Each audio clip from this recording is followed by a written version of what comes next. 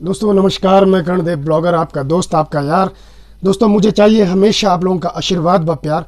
दोस्तों क्या आपने कभी सोचा है, कभी हम आलसपन में डूबने की वजह से अपनी अंदर छुपी हुई प्रतिभाओं, अपने अंदर छुपी हुई ताकतों को भूल जाएं, हम उसका अभ्यास ना करें, तो दोस्तों निश्चित है हमें कभी मुसीबत आने पर हम बहुत कमज़ोर पड़ जाएंगे, हम अपनी प्रतिभाओं का इस्तेमाल नहीं कर पाएंगे।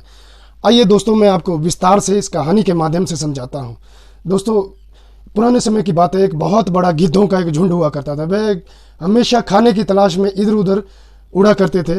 एक दिन वह उड़ते उड़ते अचानक एक टापू जो कि समुद्र के बीचों बीच स्थित था, उस टापू पर पहुंच गए।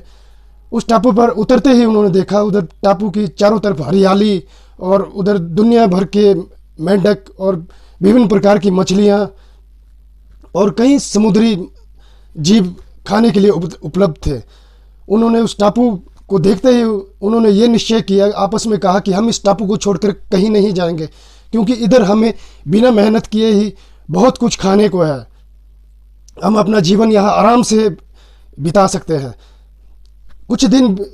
लगातार कुछ दिन बीत गए। सबको बिना मेहनत किए, ना वो ऊंचा उड़ रहे थे, ना वे अपनी क्षमताओं का इस्तेमाल कर रहे थे। उन्हें बैठे बैठाए सब कुछ मिल रहा था खाने को।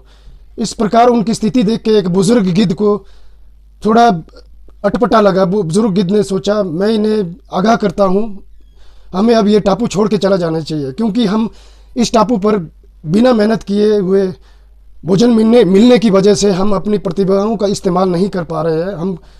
हमारे पंजे मोटे हो रहे हैं, हम ऊंचा उड़ नहीं पा रहे हैं।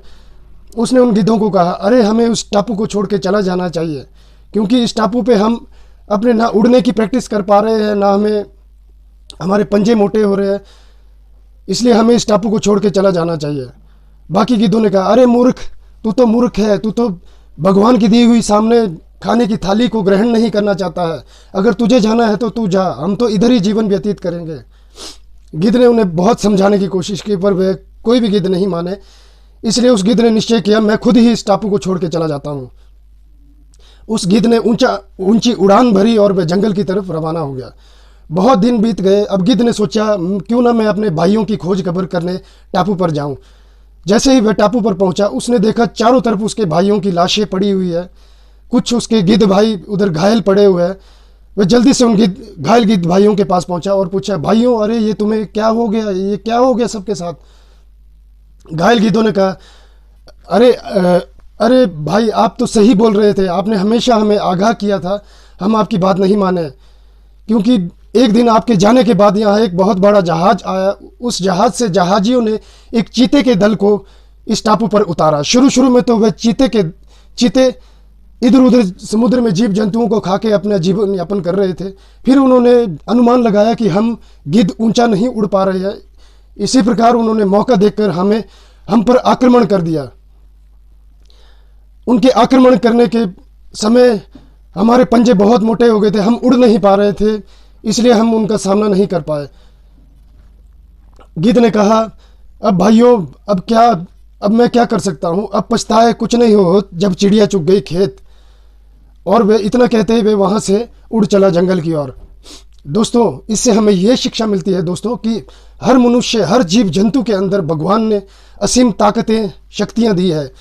पर अगर आप आलस में भरकर उन ताकतों, आप उन शक्तियों का इस्तेमाल नहीं करेंगे, उनका प्रैक्टिस नहीं करेंगे, तो निश्चय है समय आने पर आपको मुसीबतें झेलनी पड़ेगी और आपको मुसीबतों के सामने घुटने टेकने ही पड़ेंगे।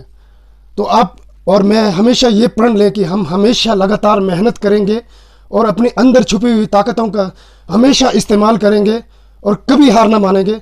इसी के साथ आपका हमेशा मेरे चैनल को भरपूर सहयोग देने के लिए दिल से धन्यवाद। जय हिंद, जय भारत।